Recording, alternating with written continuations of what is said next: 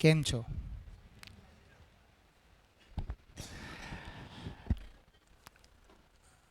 આજે કોઈ ટોપિક વિચાર્યો નથી મેં.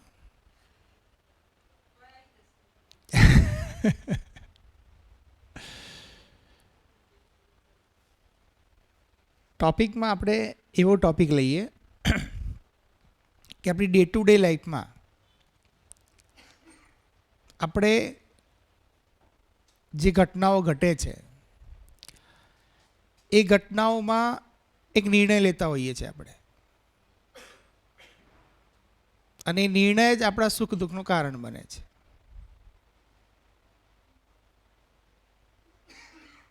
જેવી રીતે ક્લાસમાં બાળકનું હોમવર્ક ના લાવવું, ઘરે આપણા બાળકનું ફાસ્ટ ફૂડનું માગવું, આપણા બાળકનું મોબાઈલ જોતા રહેવું,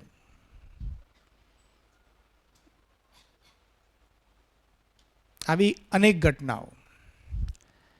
કારણ કે જે સંસાર છે એટલે કે કુદરત છે એ અનવરત ઘટનાઓની શૃંખલા છે. ઘટનાઓ બને જ જશે, અને એ ઘટનાઓને જોવાની જે દ્રષ્ટિ આપણી પાસે છે, અને દ્રષ્ટિના આધારે આપણે જે નિર્ણય લઈએ છીએ એ નિર્ણય આપણા સુખ દુઃખનું કારણ છે. હું જ્યારે વાત મૂકું ત્યારે કોઈ એવો મુદ્દો આવે કે જ્યાં તમને એમ લાગે કે નહીં આ વસ્તુ મને એપ્રોપ્રિએટ નથી લાગતી,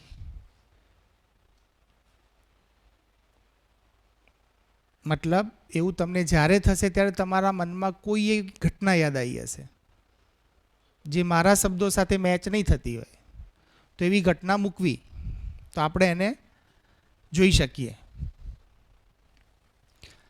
તો જેટલી ઘટનાઓ ઘટે છે ઘટનાઓના આધારે આપણે એક નિર્ણય લઈએ છીએ, અને નિર્ણયના આધારે આપણામાં હિલન ડુલન થાય છે, આપણા ભાવ બદલાય છે. બરાબર ને? અને એ જે ભાવનું જે ઊંચ નીચ થવું એ જ મારા સુખ અને દુઃખનું કારણ બને છે. તો આ ઘટનાઓ જે છે એને જોવાની જો દ્રષ્ટિ મારામાં આવી જાય, મતલબ ઘટનાઓ સાથે જે મારો ભાવ જોડાય છે એ ભાવ મારો જો જેવી છે એવી ઘટના દેખાશે તો એ ભાવ સ્થિર રહેશે. ઘટના જેવી છે એવી નહીં દેખાય તો ભાવ અસ્થિર થઈ જશે, ભાવનો અભાવ દેખાશે, અને અભાવ એ ઇઝ ઇક્વલ ટુ દુઃખ, ભાવ ઇઝ ઇક્વલ ટુ સુખ.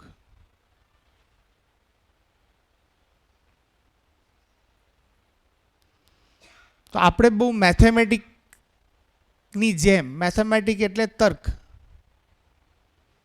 આપણું સાયન્સ બધું તર્ક ઉપર ઉત્પન્ન થયું છે,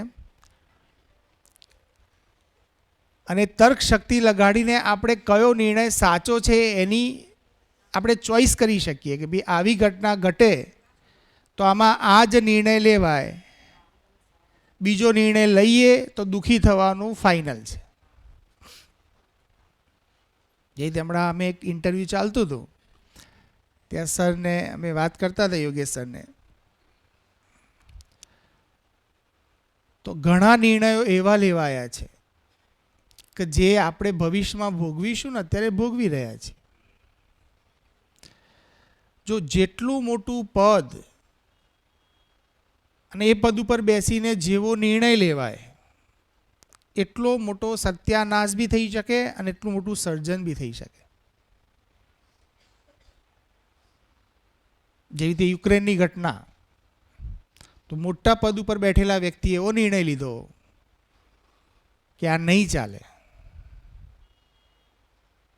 નિર્ણય તો એમને લીધો ને, સરાઉન્ડિંગ તમે ગમે તે પ્રજાએ ગમે તે કહ્યું.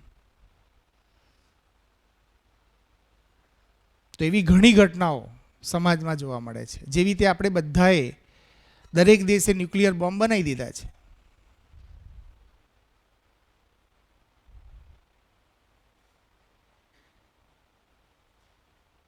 કે એનો ગમે ત્યારે કોઈ ઉપયોગ કરશે.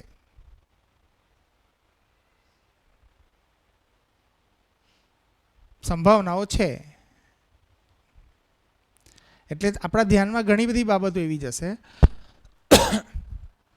કે આપણા ત્યાં હથિયારની તો બંધી છે. આપણે ત્યાં હથિયાર કે કંઈ લેવું હોય ને તો એની લોંગ પ્રોસેસ હોય છે. અમુક દેશો એવા છે કે જ્યાં હથિયાર રાખવું એ નોર્મલ ઘટના છે. જેવી રીતે સારા અમેરિકા જેવા દેશોમાં એવું છે કે ત્યાં જનરલી એવું સાંભળ્યું છે મેં, આપણે કોઈ એના સાક્ષી નથી, કે મોસ્ટ ઓફ ઘરે બંદૂક તો હોય છે, ગન તો હોય જ. બીજો આંકડો ચોંકાવનારો એવો છે કે ગનનો ઇસ્તેમાલ પરિવારમાં જ થઈ જાય. જે બીજાથી પ્રોટેક્શન માટે લાવ્યા હોઈએ, બીજા ઉપર તેનો ઉપયોગ થશે ત્યારે થશે, પણ ઘરમાં જ થઈ જાય. કારણ કે મંદુક થવાની મોસ્ટ ઓફ સંભાવનાઓ પરિવારમાં છે. હું જીવનને ના સમજી શકું એટલે આપણે એક વાક્ય બોલીએ છીએ કે મુझे દુઃખ કિસને દિયા અપનો ને પરાયો ને.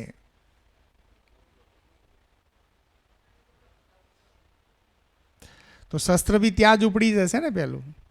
એટલે તમે જુઓ, ઘરેલું જેટલી હિંસા થાય છે એટલી બહાર નથી. જે રીતે પતિ પત્ની વચ્ચે, બાળક ઉપર મા બાપનું, અને એ જે હિંસા થાય છે એટલી હિંસા બહાર નથી.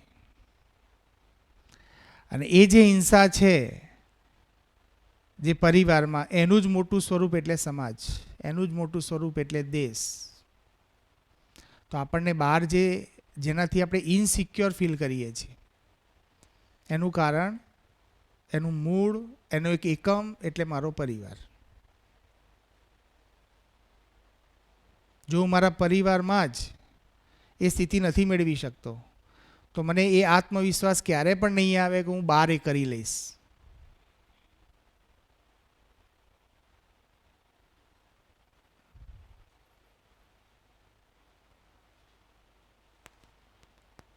તો નિર્ણય લેવો એ બહુ ઇમ્પોર્ટન્ટ છે. અને એ નિર્ણય આપણા સુખ દુઃખનો નિર્ણય લે છે.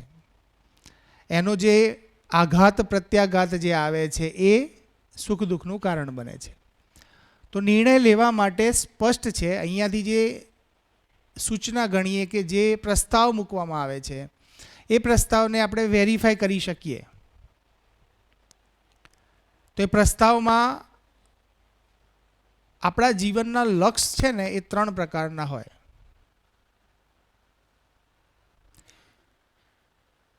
પહેલું લક્ષ્ય છે રુચિમૂલક, બીજું છે એ સંબંધોના આધારે, એનું નામ કહીએ છીએ આપણે મૂલ્યમૂલક. આપણે એને ખોલતા જઈએ ધીમે ધીમે, ખાલી નામ આપી દઉં પહેલાં તમને.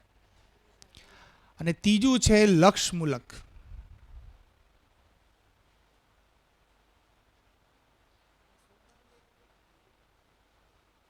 તો એક પહેલું કહ્યું મેં રુચિમૂલક. રુચિમૂલક જે પણ છે એને કનેક્ટ કરવું, આગળ જે ટોપિક લીધો એની સાથે કનેક્ટ કરવું. રુચિમૂલક એટલે સુવિધા ઓરિએન્ટેડ. રુચિમૂલક એટલે મારી સંવેદનાઓના આધારે, મારી 5 સંવેદનાઓ જે શબ્દ સ્પર્શ રૂપ રસ ગંધ છે એનાથી સુખ મેળવવાની જે ક્રિયા, અને એનાથી સુખ મેળવવા માટે જે મેં લક્ષ્ય બનાવ્યું છે એ આવી ગયું રુચિમૂલક. તો આપણે ધ્યાન એવું જાય કે કોઈ બી બાળક અથવા આપણે બધા જ સેન્ટરમાં જે લક્ષ્ય બનાવીએ છીએ, જેવી રીતે એક બાળક કોઈ ક્લાસમાં ભણતો હોય તો એનું લક્ષ્ય શું હોય કે આટલા ટકા લાવવા, એનું લક્ષ્ય છે. એનાથી આગળ જોઈએ તો ટકા લાવીને શું થશે? સારી જોબ મળશે. સારી જોબ મળશે એનો મતલબ કે સારું પેકેજ મળશે. સારું પેકેજ મળશે એનો મતલબ કે હું હાલ જે સુવિધાઓ છે એનાથી વધારે સુવિધાઓ ખરીદી શકીશ. પણ ક્યારે પણ એવું આપણને જોવા મળ્યું છે કે આપણે ખૂબ મોટું પેકેજ હોય ને એ ઘરમાં કાયમ માટે શાંતિ થઈ ગઈ? જોવા તો નથી મળતું. એટલે આ મુદ્દો રીથિંકિંગ કરવો પડે એવો છે.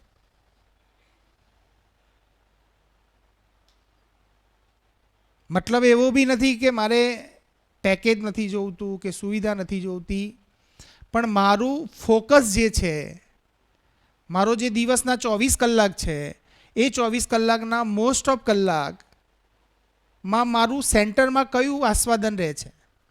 રુચિમૂલક માટેનું રહે છે, મૂલ્યમૂલક માટેનું રહે છે, કે પછી લક્ષ્યમૂલક માટેનું રહે છે?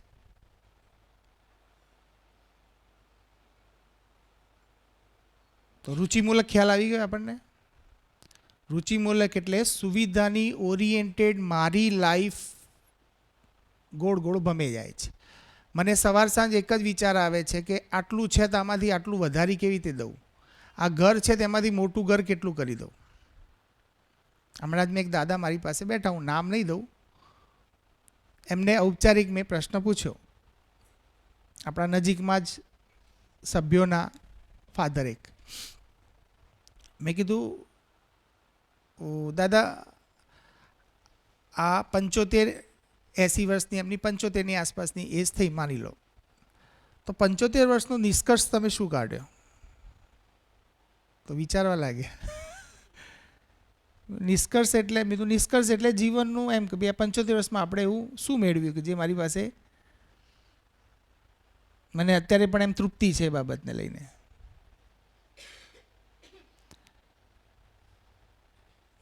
તો કે કંઈ ધ્યાન આવતું નથી. પછી મેં કીધું તમને અત્યાર સુધીના જીવનમાં એવો કયો વ્યક્તિ યાદ છે કે જેના માટે આજે પણ તમને સન્માન થાય? તો એમને 2-3 વ્યક્તિઓના નામ દીધા. મેં કીધું એ લોકો તમને કેમ યાદ છે? તો કે એમને અમારા જીવનમાં ડગલે પગલે અમને આર્થિક પણ મદદ કરી અને અમારા પિતાની જેમ અમારી કેર કરી. ઓકે, મેમ્બરો કયા હતા? તો એમને જે નામ આપ્યા એ પ્રમાણે જોવા ગયો તો એ પરિવારની બહારના હતા. ઓકે, પરિવારના બહારના માણસો પાસેથી એમને જે હૂંફ મળી, જે પ્રેમ મળ્યો, રિયલમાં રિયાલિટી એવી હતી કે એમના પાસેથી એક ભાવ તત્વ મળ્યું હતું.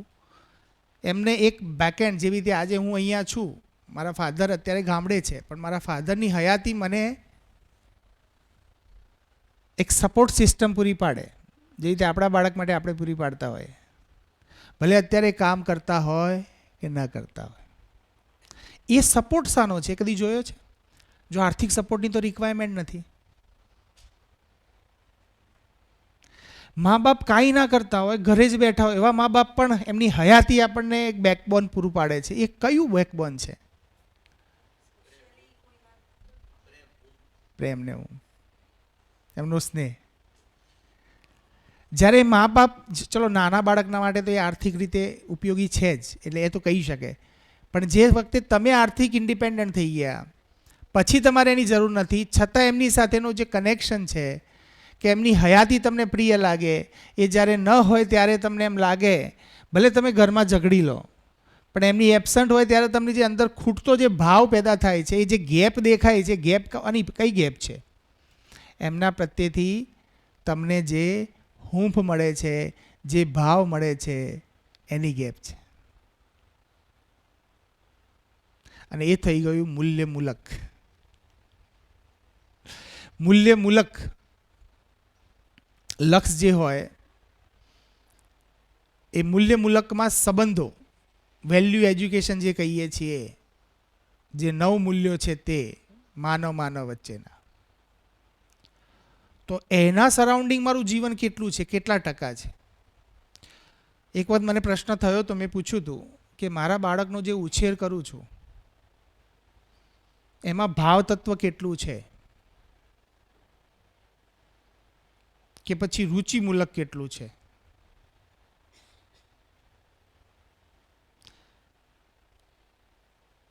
તો રુચિમૂલકનો મતલબ સુવિધા ઓરિએન્ટેડ. મારું બાળક કાલે ઉઠીને ખૂબ સુવિધાઓ ભેગી કરે એવા સ્ટેટ ઓફ માઇન્ડથી મારા બાળકનો ઉછેર થાય છે કે મારું બાળક કાલે મોટો થઈને સંબંધો કેળવી શકે એ સેન્ટરમાં રાખીને એનો ઉછેર થાય છે. અને પછી એ બાળક મોટો થાય ત્યારે એના પતિ પત્ની વચ્ચેના ઝઘડા, એના પિતાજી સાથેના કે ભાઈ હવે પિતાજી તમને ઘરડા ઘરમાં મૂકી દો એવા નિર્ણયો મારાથી સહન થતા નથી. કેમ નથી થતા? કારણ કે એના ઉછેરમાં ક્યાંય તત્વ નાખ્યું જ નથી આપણે. એને સેન્ટરમાં એ જ બતાવ્યું છે આપણે શું? રુચિમૂલક. લક્ષ તો રુચિમૂલક જ હોય. અને રુચિમૂલક લક્ષથી પેઇન થવાનું જ તમને. આજે નહીં થાય તો કાલ થશે. જે નિર્ણયો લીધા છે એ દરેક નિર્ણય તાત્કાલિક રિઝલ્ટ આપે એવું જરૂરી ના બી હોય એમ, પણ રિઝલ્ટ તો એનું આવે જ.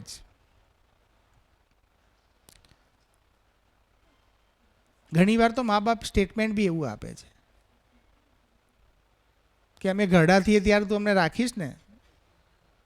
એમને શંકા હોય, અપેક્ષા કરતાં શંકા હોય કે આ રાખશે નહીં. અમે તો રાખ્યા પણ આ રાખતા નથી કે અમને રાખે. કારણ કે આજકાલ બાળકોને મોબાઈલ મળે તો મમ્મીની જરૂર નથી. બોલો કેટલા લોકો માને? મોબાઈલ મળે તો મમ્મીની જરૂર નથી. આવું ઘણી મમ્મીઓને ફીલ થાય. પપ્પાની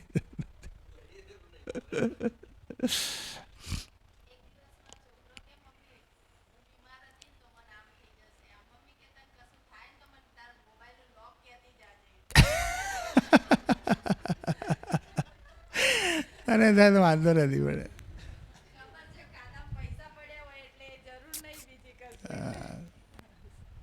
ઠીક છે.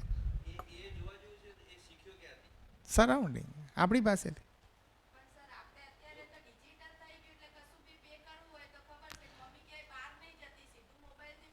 હા, શીખવાની ક્રિયા જો એ તો ઠીક છે, એ તો એક ક્રિયા છે, એક તો ટેકનોલોજી છે. પણ ટેકનોલોજી કરતાં આપણું સ્ટેટ ઓફ માઇન્ડ ઇમ્પોર્ટન્ટ છે. કે હું શીખ્યો મતલબ એને આવું વિચાર આવ્યો ક્યાંથી એમ કે મને આપી દે છે એટલે મારે કોઈની જરૂર નથી. તો એ અલ્ટિમેટ તો એ વાતાવરણ ક્યાંક ના ક્યાંક એવું બની રહ્યું છે સમાજમાં. હા છે જ, પરિવારમાં છે, આજુબાજુ સરાઉન્ડિંગ. ઇવન આપણા ટીચિંગમાં જુઓ ને, આપણી સ્કૂલો બી કઈ દિશામાં કામ કરે. એટલે જ એને વિચાર આવે. સ્કિલ પોર્શન ઉપર કામ થાય છે. તો સ્કિલ પોર્શન ઉપર કામ થયો એનો મતલબ સુવિધા ઓરિએન્ટેડ કામ થાય છે. એમાં સુખી થવાનો તો એપ્રોચ અથવા વ્યવહારનો એપ્રોચ તો હજી બહુ જૂજ એટલે ટકાઓમાં બી નથી દેખાતો એમ. કારણ કે આપણે બધા જોબ કરીએ છીએ ને. જોબ કરતો વ્યક્તિ બીજાને એ જ આપી શકે. આપણામાં ભાવ તત્વ નથી. આપણે જોબ કરીએ છીએ, સેલરી માટે કરીએ છીએ, અને એની પીડા મને જ થશે પાછી. એટલે મારું બી ધ્યાન ગયું છે સાહેબ એ બાબતે કે જે ખરેખર આપણે એનું જે બાળ જીવન છે, મતલબ જન્મ્યો ત્યારથી લઈને આપણે એને જે સમય આપવાનો હતો ને એ ખરેખર આપણે એની પાસે ક્યારે એવો સમય આપ્યો નથી. આપણે પોતે તો ભૌતિક સુવિધાઓ ભોગવી એને પણ ભૌતિક સુવિધાઓમાં લઈ ગયા. ખરેખર જરૂર માનવની હતી, પણ એની જગ્યાએ એને સાધન સાથે કનેક્ટ કર્યો. એટલે આ બધા વિચારો સ્પિરિટ થાય છે. હા, હું થોડું આના અંદર એડ કરવા માગું છું. યોગ્ય કેટલું છે તમે ચેક કરજો. કે આપણે બાળકને સમય ન આપ્યો. ઓકે, આપણા બાળકને સમય આપવાથી પ્રોબ્લેમ સોલ્વ થઈ જાય એવું તમને બધાને કેટલાને લાગે છે? આપણે બાળકને સમય ના આપ્યો, આ એક તમે ક્વેશ્ચન મૂક્યો. હવે હું બીજો એવું ક્વેશ્ચન મૂકું છું કે આપણો બાળકને સમય આપવાથી આ પ્રોબ્લેમ સોલ્વ થઈ જાય એવું કેટલાને ફીલ થાય છે? કેટલાને?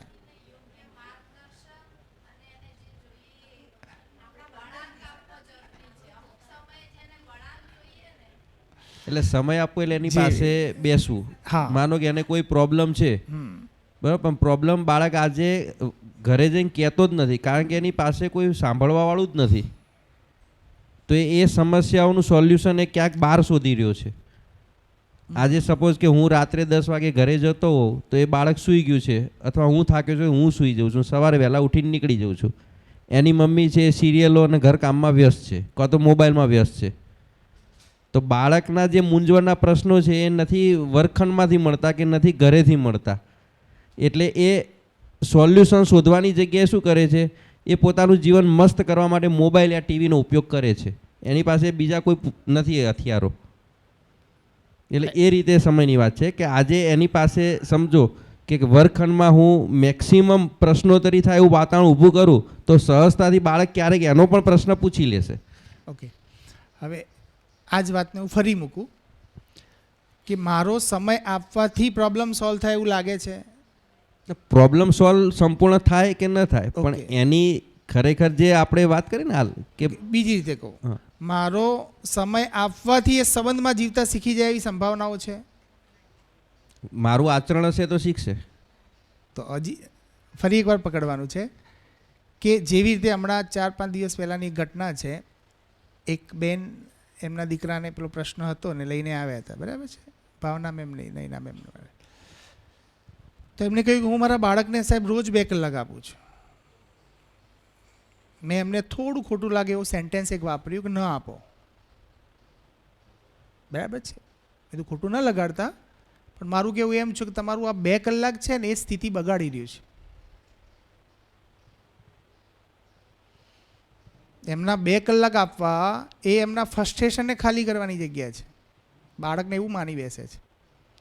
એટલે 2 કલાકમાં એટલી બધી અપેક્ષાઓ, કારણ કે સરાઉન્ડિંગલી કમ્પ્લેન આવી, મારો બાળક સ્લો લખે છે, આ લખે છે, એ બધું મગજમાં પડ્યું જ છે મારા અંદર, અને હવે હું બાળકને 2 કલાક આપું છું, એ બાળકની દશા શું થાય. પણ મેં જ વાત કરી ને એ કેવી રીતે આપી રહ્યા છે સમય. સપોઝ આપણે અહીંયા સરસ ચર્ચા થઈ, અહીંયાથી મને ક્યાંક 2 વસ્તુ ટચ કરી, પણ હું એ પરિવારમાં મૂકતો જ નથી, તો ક્યાંથી સંભાવના ઊભી થશે. હા, એટલે હું ખાલી આપણે પોઈન્ટ પકડીએ, બરાબર છે, તમે કહેવા માગો છો એ ભાવને હું સમજું છું, પણ એ ભાવને ને શબ્દોને કનેક્ટ કરીએ આપણે, કારણ કે એમાં એક વસ્તુ ખૂટે છે, આપણે એડ કરવી છે, બીજું કંઈ નથી કરવું. કે બાળકને સમય આપવો, તો એટલો સમય તો ઓલરેડી આપણે આપી જ દેતા હોઈએ છીએ, પણ કયા સ્ટેટ ઓફ માઇન્ડ સાથે, મતલબ મારામાં સમજણ હશે તો જ સામે ઉતરશે. જો હું ઓલરેડી અંદરથી દુઃખી છું, મતલબ કોઈ ચીજોથી લઈને કોઈ પ્રભાવમાં છું, કોઈ કમ્પ્લેનના પ્રભાવમાં છું, એને મારા બાળકને નથી આવડતું એનું કોઈ મારા અંદર પ્રેશર છે, એનું શું થશે એવી ઇન્સિક્યોરિટી મારા અંદર પડી છે, અને હવે હું બાળક સાથે બેસું છું, ત્યારે આપણને લાગે છે 2 કલાક આપવા, 4 કલાક આપવા કે 5 કલાક આલવાથી પ્રોબ્લેમ સોલ્વ થશે. ઓકે, જેટલો સમય વધારે આપશો એટલો પ્રોબ્લેમ વધશે કે ઘટશે? એ તો વધશે. તો સમય એ કોઈ સોલ્યુશન નથી, સમજણ એ સોલ્યુશન છે. હું સમજણ સાથે ખાલી એના સાથે 5 મિનિટ પણ વ્યક્ત થઉં છું તો એ મારા ફ્રસ્ટ્રેશનવાળા 50 કલાક આલવા કરતાં ઘણું વધારે છે. એની સાથે 5 મિનિટ વ્યક્ત થવું ઇઝ ઇક્વલ ટુ મારી ઘણી બધી ઇન્સિક્યોરિટી સાથે એના જેટલા કલાકો હું વધારે આપું છું એટલો એ વધારે દબાય છે, એના કરતાં મારું 5 મિનિટનું વર્તન એને આગળ લઈ જશે. એટલે મેં જ કહ્યું ને, આચરણ પહેલાં ઊભું કરવું પડે, પછી સમય આપીએ. હા, તો હાલ જે બસ એક ગેપ ભરવાની વાત છે.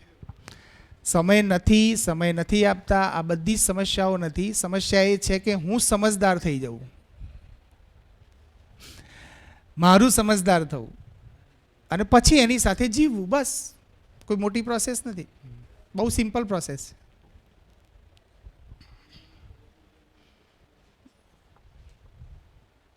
ક્લિયર? સમય આપવો એ સોલ્યુશન નથી, સમજદાર બનવું એ સોલ્યુશન છે. મારું કહેવાનું બસ આટલી ગેપ હતી, એ મેં જસ્ટ મૂકી એટલે દીધું. મારો ભાવાર્થ બી હતો, આપણે જે મોબાઈલની વાત નીકળી ને, કે એકચ્યુઅલી મને જ મોબાઈલ વાપરવો ગમે છે, તો સિમ્પલ વસ્તુ છે કે હું જેમાં સમય પસાર કરું છું એ જ સમય બાળક એ રીતે જ પસાર કરશે. ચલો એને બી જોઈએ. મારો મોબાઈલ યુઝ ન કરવો એ સોલ્યુશન છે? નહીં, યુઝ ન કરવો નહીં, એની સામે બેસીને ન કરવો. ઓકે, એની સામે મોબાઈલ યુઝ ન કરવો એ સોલ્યુશન છે? જો આપણે જોઈએ એક પોઈન્ટ, મજા આવશે, તમે ખોલશો પોઈન્ટ, મજા આવશે. મારો બાળકની સામે મોબાઈલ યુઝ ન કરવો એ સોલ્યુશન છે? સોલ્યુશન નથી.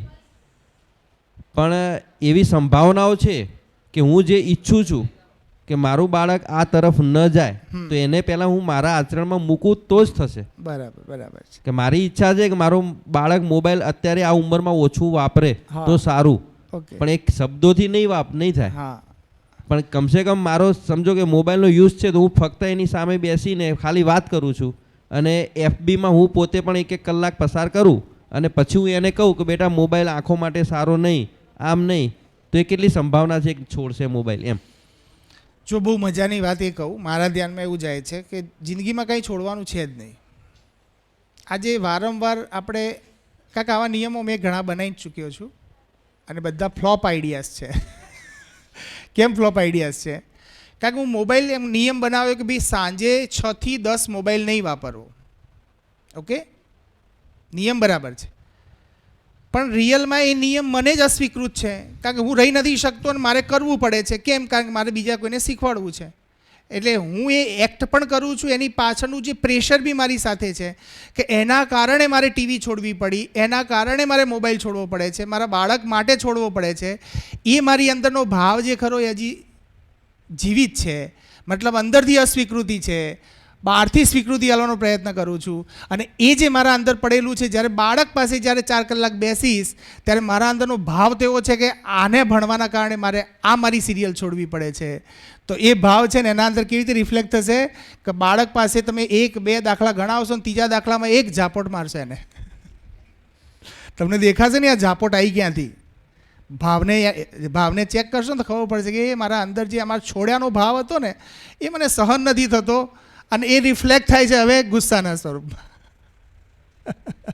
હા, એ તો ખ્યાલ આવી ગયો. હું એ જ કહેવા માંગુ છું કે નિયમથી આપણે કોઈ વસ્તુ કરવા જઈશું તો એ નહીં, શક્ય જ નથી એમ. હા, એટલે સ્વયં ઉપર પહેલા કામ કરીશ તો જ એ શક્ય છે કે પરિવારમાં આવશે. એટલે સ્વયં ઉપર કામ ક્યારે થશે? સમજદારી.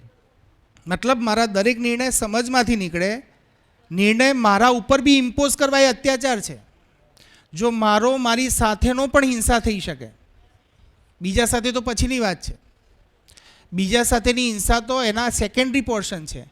વ્યક્તિ જ્યારે પોતાના ઉપર હિંસા કરે છે અને એ હિંસા અંદર એટલી બધી ભેગી થઈ જાય છે એટલે બીજાના આગળ કાં તો જેલસી કાં તો ગુસ્સાના સ્વરૂપમાં બહાર નીકળે છે અને એ જ છે સમસ્યા અને એ જ છે પ્રોબ્લેમ્સ. તો મારા ઉપરની હિંસા કેમ થાય છે? કારણ કે મારી પોતાની સ્વયંની હજી સમજ કે સ્વયંમાં વિશ્વાસ કે સ્વયંમાં સમજ હજી પૂર્ણ થઈ નથી. માટે હું હજી વ્યક્ત થવા જઈશ તો અંદર જે છે એ જ વ્યક્ત થશે, બીજું વ્યક્ત નહીં થાય. કારણ કે શબ્દોની પણ એક લિમિટ છે. શબ્દો પણ તમારા ભાવને પૂર્ણ રીતે, જેવી રીતે આપણે માનીએ છીએ કે શિષ્ટાચાર કરીએ એટલે કામ પતી જાય, શિષ્ટાચારથી કામ નહીં પતે.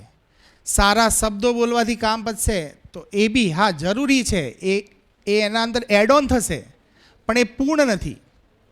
જે રીતે કોઈને સોફિસ્ટિકેટેડ લેંગ્વેજમાં બોલાવવા, મેમ સર કરીને બોલાવવા, એ પૂર્ણ નથી. પૂર્ણ એ છે કે ભાવ સાથે જ્યારે સંબોધન થાય ત્યારે એના અંદર પૂર્ણ મૂલ્ય છે અને ત્યારે એનું રિઝલ્ટ તમને દેખાય. ઘણીવાર આપણને એમ થાય કે હું આની સાથે સારો વ્યવહાર કરું છું પણ મારી સાથે સારો વ્યવહાર નથી કરતો, એનો મતલબ કે ગેપ મારા અંદર ક્યાંક પડી છે. હું જે વ્યવહાર કરવા જાઉં છું એ પૂર્ણ વ્યવહાર નથી. એટલે માનવીયતાપૂર્ણ આચરણના વ્યવહારમાં ક્યાંક ખાલીપો છે. મતલબ કોઈ અપેક્ષા સાથે વ્યવહાર કરી રહ્યો છું અને અપેક્ષા સાથેનો વ્યવહાર એટલે ખોટી અપેક્ષા સાથેનો. सही अपेक्षा कभी अधूरी रहती नहीं है, गलत अपेक्षा कभी पूरी होगी नहीं.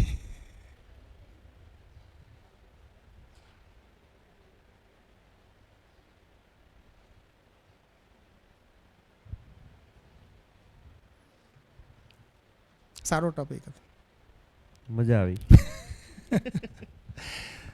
સમય આપવો એ બી સોલ્યુશન નથી, વધારે સમય આપવો એ બી સોલ્યુશન નથી. આપણું સમજદાર થઈ જવું એ સોલ્યુશન છે. અને તમે સમજદાર થશો ને તો એની રેન્જ જુઓ. તમે સમજદાર થઈ ગયા પછી હજારો કિલોમીટર દૂર બેઠા હશો ને તો એની ઇમ્પેક્ટ હજારો કિલોમીટર દૂર રહેલા વ્યક્તિના સંબંધમાં વ્યક્ત થતી હશે.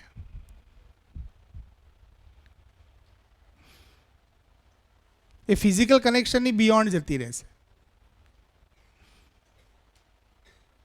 તમે ભાવ સાથે, તમારા મા બાપ સાથે, તમારા પત્ની સાથે ભાવ સાથે જોડાયા છો, અને જ્યારે તમારા પત્ની થોડા દિવસ માટે કોઈક વખત બહાર જાય છે ત્યારે તમે જુએ ભાવ તત્વને, એ બી મહેસૂસ કરશે, તમે બી મહેસૂસ કરશો.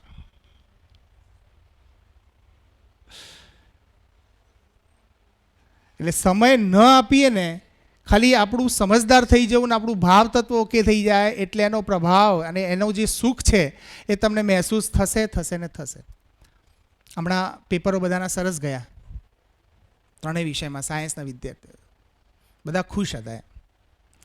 એટલે બધા ટીચરોના સામેથી ફોન બી આવે મારા ઉપર કે સર રહેવાયું નહીં એટલે તમને કીધું. Good thing. એમ એ રહેવાયું નહીં એ શું હતું તમે કહેજો. જો તમે વિચાર કરો, મેં એમને એક પ્રશ્ન મૂક્યો કે જ્યારે તમારું પોતાનું રિઝલ્ટ આવ્યું હતું જે ખુશી નથી ને, એ તમારા બાળકનું રિઝલ્ટ આવે ત્યારે તમને ખુશી થાય છે. બાળકનું મતલબ તમે જેને ભણાવ્યા છે એનું રિઝલ્ટ આવે, તમને ખુશી એનાથી ડબલ હશે, તમે જોજો. અને આ સાચું ખુશીનું જે ખુશીની જે મજા છે ને એ વધતી જાય તો એ સાચી મજા. મતલબ તૃપ્તિ, ઉભય તૃપ્તિવાળો જે કન્સેપ્ટ છે, જ્યાં ન્યાયપૂર્વક આપણે સંબંધપૂર્વક જ્યારે વ્યક્ત થઈએ છીએ અને જ્યારે એ સંબંધપૂર્વક વ્યક્ત થયાના અંતે જ્યારે સામેવાળો વ્યક્તિ એનાથી તૃપ્ત થાય છે. જેવી રીતે ટીચરો ઘણા ટાઈમથી મહેનત કરતા હતા, જ્યારે બાળક રિપ્રેઝન્ટ કરીને આવે છે અને ખુશ થાય છે ત્યારે ખુશી મારા અંદર ડબલ થઈને આવે છે. એનામાં જે ભાવ ઉત્પન્ન થાય છે ને એ ભાવ મારા અંદર ઉત્પન્ન થવાનો શરૂ થઈ જાય છે, અને ત્યાં બંને એકબીજા સાથે એવા જોઈન્ટ થઈ જાય છે કે પછી એ બાળક 10-20 વર્ષ પછી મળે ને તો તમને ઝૂક્યા વગર નહીં રહે. અત્યારે ટીચર તરીકે બજારમાં જઈએ તો દૂરથી માણસ જો કે સર આવ્યા તો રસ્તો બદલી કાઢે, અને કોઈ ટીચરને જોવે તો નહીં, ટીચરને સામેથી મળવા જતો રહે. કારણ કે એને એનામાંથી કંઈક ઉપયોગી જોયું છે, એના જીવનમાં ઉપયોગી થાય એવો કોઈ મેસેજ એને ડાયરેક્ટ ઇનડાયરેક્ટ મળ્યો છે.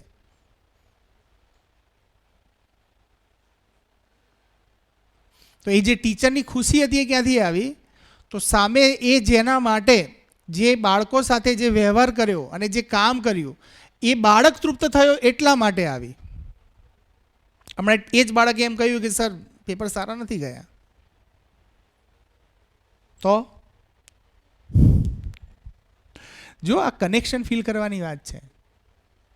જેટલું કનેક્શન ફીલ થશે ને એટલી તમારી ખુશી વધવાની છે. અને જેના માટે આપણે તલપાપડ થઈએ છીએ, રાત દિવસ એક જ વસ્તુ પાછળ મજૂરી કરીએ છીએ, વસ્તુ દેખાઈ જાય અને વસ્તુ ક્યાંથી મળી શકે એ ડેસ્ટિનેશન, એ સરનામું મળી જાય મને તો મારું કામ થઈ જાય. તો રુચિમૂલક આસ્વાદન, મૂલ્યમૂલક આસ્વાદન, લક્ષ્યમૂલક આસ્વાદન. તો હંમેશા જ્યારે પણ જરૂર પડે આ બાય ડિફોલ્ટ તમે જાણતા અજાણતા બી જો આવો હું કહું છું એ પ્રમાણે જે વાત મૂકું છું, પ્રસ્તાવ મૂકું છું એ પ્રમાણે નિર્ણય લેવાઈ બી જશે ને તો એનું રિફ્લેક્શન તમારા અંદર તમે જોઈ શકશો. જે રુચિમૂલક છે એ ટેમ્પરરી છે. સુવિધા ઓરિએન્ટેડ જે બી નિર્ણય લીધા છે એનું સુખ સીમિત સમય સુધીથી જ છે, મારા તમારા કહેવાથી નહીં. એ નેચરની ડિઝાઇનમાં જ એવું છે કે ઇન્દ્રિયોથી મળતું સુખ ક્યારે પરમેનન્સી સાથે છે જ નહીં. તમે એને ગમે તેટલી તાકાત કરીને લાવશો ને તો એ આવશે જ નહીં, કારણ કે નેચરની ડિઝાઇનમાં જ નથી, ક્યાંથી આવશે?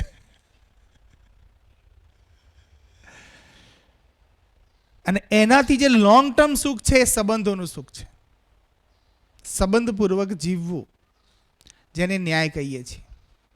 ન્યાયની પરિભાષામાં તૃપ્તિ, ઉભય તૃપ્તિ શબ્દ વાપરી શકીએ. જે સંબંધનો નિર્વાહ કરતાં કરતાં તમને ઉભય તૃપ્તિ મહેસૂસ થાય છે, તૃપ્તિ મહેસૂસ થાય છે. બેની જ્યારે પરસ્પરતામાં જ્યારે કોઈ સંબંધ બંધાય અને સંબંધમાં એક તૃપ્ત થતો હોય, એક ઉભય તૃપ્ત થતો હોય, ત્યારે આપણે ન્યાયપૂર્વક વર્ત્યા છીએ એવું આપણને પણ ફીલ થાય, સામેવાળાને પણ ફીલ થાય. એને આપણી લેંગ્વેજમાં નામ આપવું હોય તો વિન વિન સિચ્યુએશન કહેવાય. બંને સુખી, બંને જીતે. કંઈક સંબંધની વ્યાખ્યા આપણે આપી હતી ને, સંઘર્ષ અને સંબંધમાં શું ફરક? કોઈના ધ્યાનમાં છે? સંઘર્ષ અને સંબંધ બેમાં શું ફરક?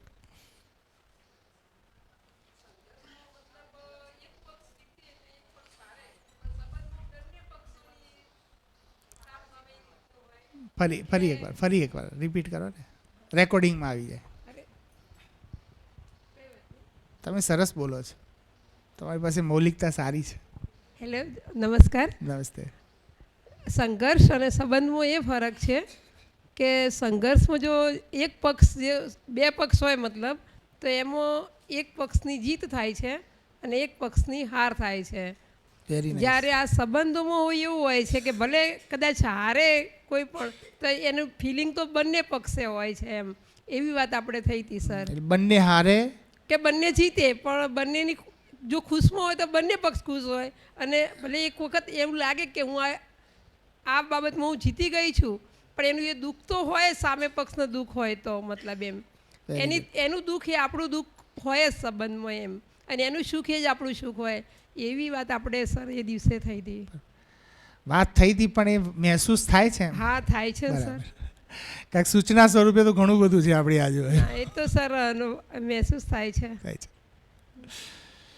પણ સર કાલનો રાતનો મુદ્દો સર મને થોડોક ઓછો ખ્યાલ આવ્યો સર. તમે જે આના કીધું સલાહ લેવાની વાત કરી કે મિત્રો, તમે કેવા મિત્રો, કેવા વડીલોની સલાહ લો છો અને ક્યારે લો છો સર, એ થોડો મુદ્દો મને એવું થયું કે વડીલો ઘરમાં હોય છે સર, જોઈએ છીએ તો બધામાં સર આપણે એમની સલાહ કે એમનું વર્તન સર અમુક વખત યોગ્ય નથી આવતું સર, મને એવું લાગ્યું થોડું. એમ નથી કહેતો, આપણે જોવાનું એ છે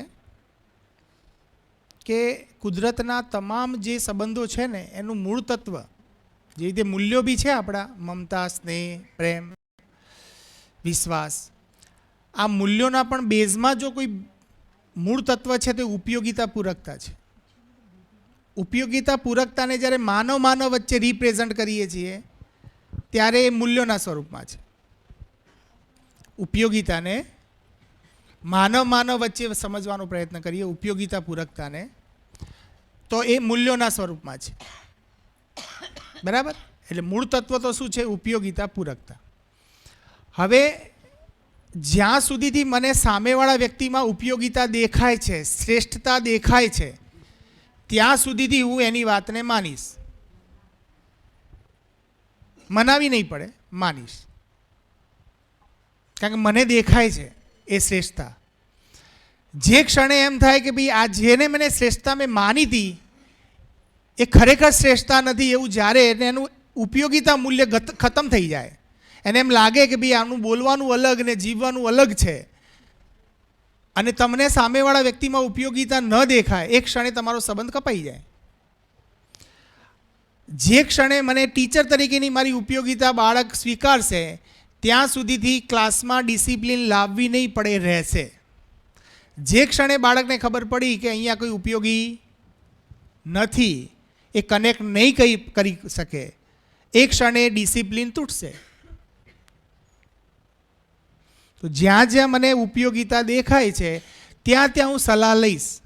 તો જ્યારે નાનું બાળક છે વડીલોમાં ઉપયોગિતા દેખે છે, જ્યારે મોટું થતું ગ્રો કરતાં જોવે છે કે ભાઈ આ કરે છે અલગ ને કહે છે અલગ, અને એને ભેદ દેખાય છે કે એમનું અંતર્મન જુદું છે ને બાહ્ય અલગ છે, એમના વિચારો, કારણ કે સાથે રહેતા દેખાય ને, સાથે રહેતા દેખાય, એટલે એને એમ લાગે કે જેને મેં શ્રેષ્ઠ માનેલો હતો એ તો શ્રેષ્ઠ છે નહીં, એટલે ત્યાંથી ડિસ્કનેક્ટ થવાનું શરૂ થાય. એટલે જ પરિવારમાં વિખવાદ શરૂ થાય. જો દરેકને એકબીજામાં એ ઉપયોગિતા મૂલ્ય દેખાતું રહે તો એ સંબંધો તૂટવાની કોઈ સંભાવનાઓ છે નહીં. જે સમજદાર હશે એ પોતાની ઉપયોગિતા, પોતાની પૂરકતા સિદ્ધ કરતો રહેશે. જે ના સમજ છે એ પેલા પાસેથી ઉપયોગિતા લેતો રહેશે. મતલબ ગુરુ શિષ્યને જો સમજાવવા જઈએ તો ગુરુ એ પૂરકતાના રૂપમાં છે અને શિષ્ય એ ઉપયોગિતાના મૂલ્યમાં છે. મતલબ એના માટે ટીચર એ ઉપયોગી છે અને ટીચર એ શિષ્ય માટે પૂરક છે. જો આ સંબંધ જ્યાં સુધીથી કોઈ આઈડેન્ટિફાઈ કરી શકે છે, ભલે આ તો શબ્દો આપ્યા છે ઉપયોગિતા પૂરકતા, પણ એક કનેક્શન જે ફીલ કરી શકે છે ત્યાં ડિસિપ્લિન લાવવી નથી પડતી, ડિસિપ્લિન આપોઆપ રહે છે. સમજાવી શક્યો?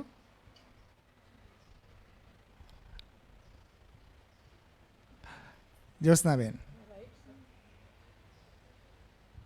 ક્લિયર થાય છે તો જ્યોત્સનાબેન સમજાવશે. ના ના, ફરી એકવાર તમે સમજાવી દો. કદાચ મારી લેંગ્વેજ થોડી ટફ પડે તો તમારી લેંગ્વેજ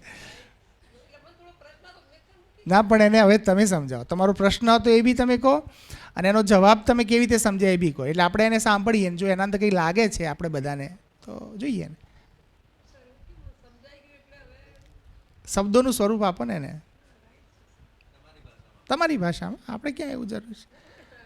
ઘણી વાર ટર્મિનોલોજીમાં આપણે પકડાવાની જરૂર નથી. શબ્દોથી બહુ ભ્રમિત નહીં થવાનું. શબ્દો છે ને, શબ્દોની એક લિમિટ છે, શબ્દોથી પાર થઈ જાઓ. શબ્દોનું કામ ખાલી ભાવને વ્યક્ત કરવું છે અને શબ્દોની લિમિટ એ છે કે ભાવ 100% વ્યક્ત નહીં થઈ શકે. એટલે ભાવ વ્યક્ત તો જ થશે, સાથે જીવીશું એટલે ભાવ વ્યક્ત થશે.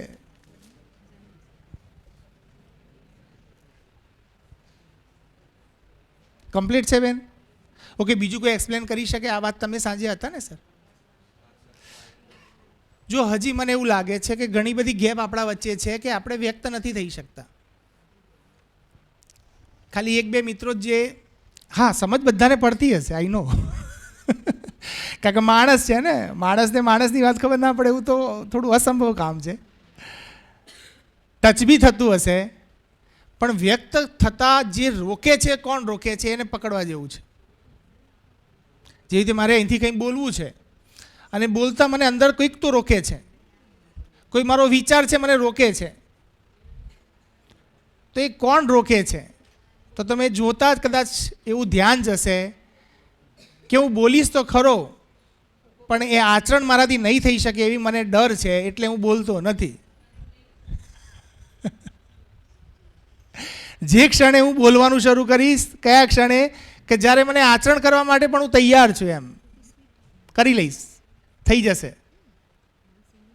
એક ક્ષણે મારા શબ્દો આપોઆપ નીકળશે, કાઢવા નહીં પડે. તો અત્યારે જે રોકાય છે, શું રોકાય છે? આ વસ્તુ રોકે છે આપણને. તમે ઓબ્ઝર્વ કરો તો ખ્યાલ આવે. અને એકવાર બોલી કાઢશો ને તો આચરણમાં આવવાનું શરૂ બી થઈ જશે પાછું. એ બી નેચરલ છે. એટલે વ્યક્ત થવું જરૂરી એટલા માટે છે કે વ્યક્ત થવાથી આપણામાં પરિમાર્જનની સંભાવનાઓ વધે છે. સર એનું તો સર હું ઉત્તમ ઉદાહરણ છું. હા બોલો બોલો. સર મેં 1999માં સર બાળકો વચ્ચે કીધું હતું કે બારલી પાણીપુરી ન ખવાય, ન હજી આજની તારીખ સુધી મેં નથી ખાધી સર. સરસ. અને છોકરાઓ કહે ઘણી વખત મારા છોકરાઓ કે મમ્મા કે જાય ને તો મમ્મી આ શિવ શક્તિની સારી છે ને મમ્મી આ, મેં કીધું તમે ગમે એવી લાઈન ઉત્તમ ઉતારશો, કીધું તમે એમ કહો ને કે કદાચ અહીંયા હજી એવી બેસ્ટ મળે છે તો મને કે મમ્મી તારું રીઝન શું ના ખાવા પાછળ?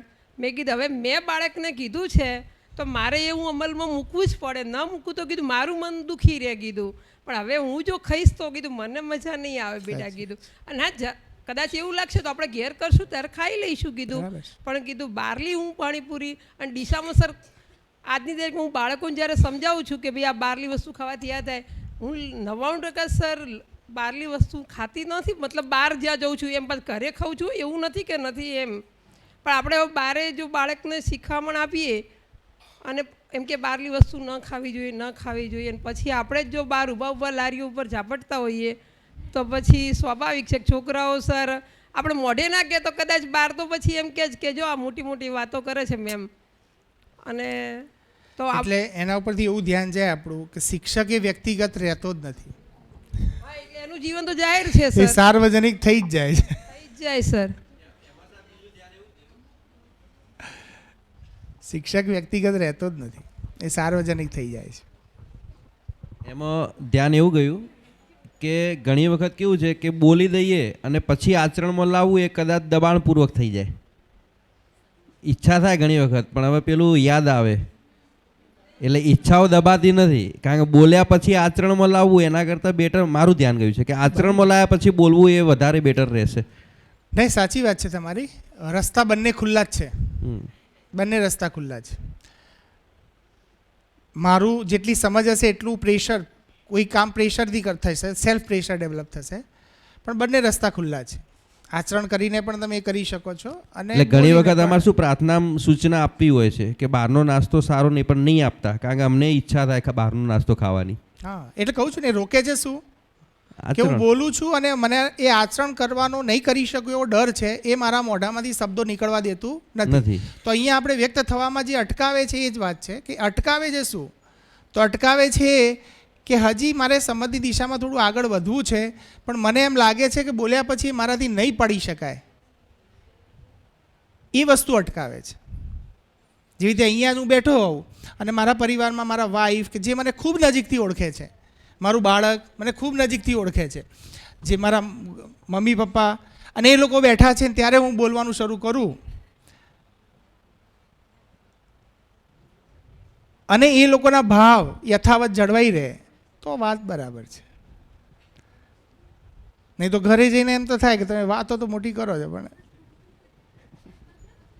થાય ને તો એનાથી એમનો વિશ્વાસ તૂટી જાય મારા પ્રત્યેનો. કેમ? કારણ કે બહાર સારું સારું બોલે છે, પણ ઘરમાં તો વર્તતા નથી. એટલે એ બેઠા હોય ને, તમે જુઓ તમારા ઘરના માણસો બેઠા હોય ને ત્યારે તમારા મોઢામાં શબ્દો ના નીકળે, બહારનું કોઈ બેઠું હોય તો બંને ધનાધન નીકળે એમ થાય ને. એવું જોવા જેવું છે આ બધું. પણ હું અંદર ને બહાર એક જેવો થઈ જાઉં તો ઓકે, મેં ભૂલો ઘણી કરી મારી લાઈફમાં અને ભૂલોની સ્વીકૃતિ પણ મેં કરી લીધી. હવે કોઈ જાહેરમાં મારી વાઈફ મને એમ કોઈ ગમે તે ઘટના મને કહી દે છે, કોઈ એવી કે જે મને લોકોને અપમાનજનક લાગે, પણ મેં તો સ્વીકારી લીધી છે કે હા મેં કરી છે. હું એને ઘણી વાર કહું કે દીપા, આપણા બંને વચ્ચે જે થયું છે ને તું બધાને જગ જાહેર કે, કશો વાંધો નહીં. મારે જોવું છે કે ભાવ મારામાં ત્યારબી થાય છે કે નથી થતો.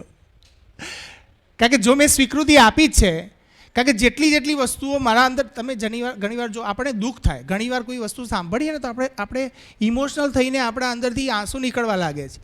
એ આંસુ નીકળવું એ શું ઘટના છે? એ તો બોડી રિએક્ટ કરે છે. બોડી રિએક્ટ કરે છે, પણ એના બેકએન્ડમાં શું ચાલ્યું? તો બેકએન્ડમાં એવી ઘણી ઘટનાઓ ચાલી કે જે ઘટનાઓ હજી પણ હું સમજી નથી શકતી અથવા સમજી નથી શકતો, અને એ ઘટનાઓ હજી પણ મને દુઃખ આપે છે. જ્યારે બધી જ ઘટનાઓ જસ્ટિફાઈ થઈ ગઈ મારા આગળ કે હા ભાઈ આ બી મેં કર્યું હતું, આ બી મેં કર્યું હતું, ને આ બી મેં કર્યું હતું, મેં સ્વીકારી લીધું, મારા અંદર સ્વીકારી લીધું, અંદર સ્વીકૃતિ આવી, બહાર સ્વીકૃતિ આવી જ ગઈ. ઓકે, પોતાની જાતને માફ કરવું એ સૌથી મોટું પુણ્ય છે.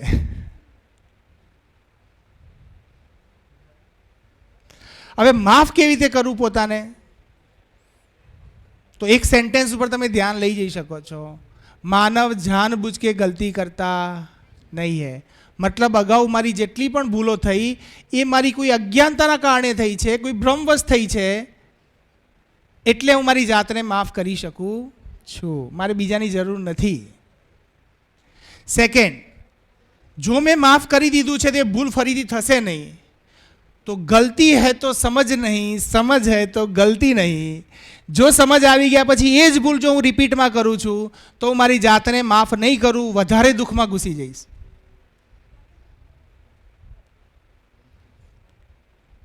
નેચરની ડિઝાઇન છે, મારા તમારા કહેવાથી નહીં. આવું થઈ જ જાય. આપણે એમ કહીએ કે ના આવું ના થાય તો જસ્ટ ટ્રાય અને જીવવાનું, જાણવાનું, જાંચવાનું. ખરેખર આવું થાય છે તો લેટ સી, તો શું કરવું એ નિર્ણય લેવાનો.